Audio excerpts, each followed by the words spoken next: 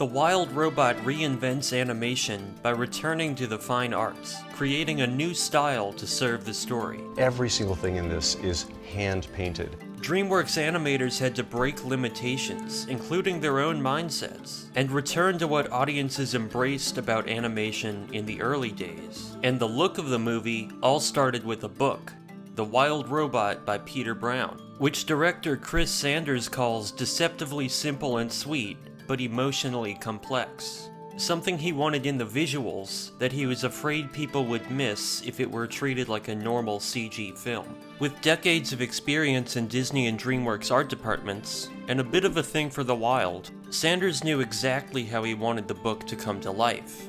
Concept art. In his words, when we begin these projects, there's a wealth of beautiful color sketches that come out. They're loose and they have energy, and they have a lot of emotion to them. So we asked the question, can those images that begin the process be the way this film looks when it's finished? I was really fortunate to start this whole thing when it was much more traditional and everything was drawn by hand, and then CG came along and we got so many more tools, but we lost touch with some things as well. There's an analog warmth that you get from a hand-painted, hand-drawn thing that we were obligated to leave that behind. And for quite a while now, we've been doing our best to try to I think fake it. But with this particular film, DreamWorks had reached a point in their technology that we could get away from wrapping geometry with textures and go back to hand painting. Underneath the characters, there's geometry. But they are also coated and completely covered by hand-painted textures. So every single thing in this is hand-painted. Everything had a hard edge because it was modeled, but for us, we developed using transparency on edges and inside of forms so that you could actually have brushstroke textures and see through them and have areas of softness built in. We really expanded all those techniques to create tools that were actually more flexible for the artists, like not to just model by pulling little points, but actually brush drawing tree limbs. The modeling went faster and it was more expressive. This digital medium with a natural look is also central to the story. Getting the greatest amount of contrast between Roz, the robot, and the environment that she was in was critical to just how the audience would immerse themselves in the story. Are you here to kill us? Negative. I am here to help with whatever task you... It says no! Getting an organic, I always say analog look to the environment would give us that contrast. To achieve the look, Sanders said they had to break and rebuild the tools.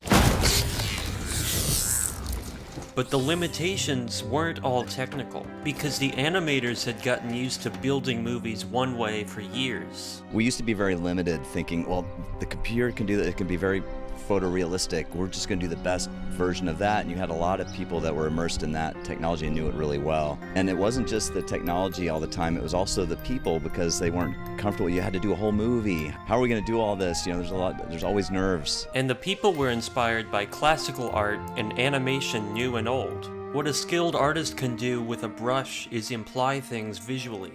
The effect is really powerful in a great painting. When you get really close up to them, I'm always surprised how little information is really there. The funny thing is, it feels far more real than if we had attempted to get every blade of grass up there. The effect that we're getting from this style is really powerful. It's emotional and immersive. It's really a technological achievement that allowed human beings to reconnect with everything. He called the result a Monet painting in a Miyazaki forest. And of course, recent animation has shaped a change in this style. Everyone thinks of Spider-Man Into the Spider-Verse as the game changer in animation, and so do the animators. That was a wake-up call for everybody that we could do so much more, and to get energized about seeking different looks. But DreamWorks has also been building or minimalizing this style. We also talked about how the recent films at DreamWorks had some new techniques in them. Bad Guys, Puss in Boots were starting to push, what you could do as far as really changing up the look in CG. Hey, you want to see something cool? And before Sony made Into the Spider-Verse, it was DreamWorks that put a brush back in visual artists' hands. In our previous software, artists would have to work on one character at a time. And then an artist would have an idea, but then they'd have to go into a spreadsheet and type in numbers before they could see it. Let's try 25, and as you can see, it's recalculating the movie. And that could take anywhere from 15 seconds to 20 minutes. The animators also looked back to classic Disney animation for inspiration. We've kept all the wonderful things that we got with CG, but now we got back to like the analog warmth that we used to have with films like Bambi. Yeah, there's a reason why that art captivated people on Bambi. I mean, Disney, they showed you a different world every film.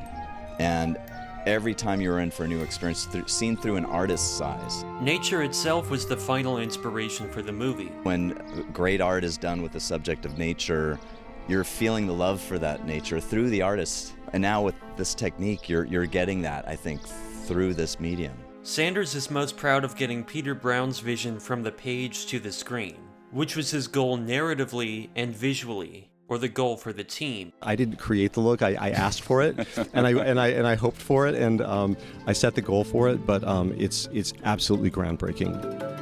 It's art that's moving. Listen to John Powell go on about how animation inspires him. You can really see the artistry. In this video about why he prefers scoring animation over superhero and live-action movies. Thanks for watching.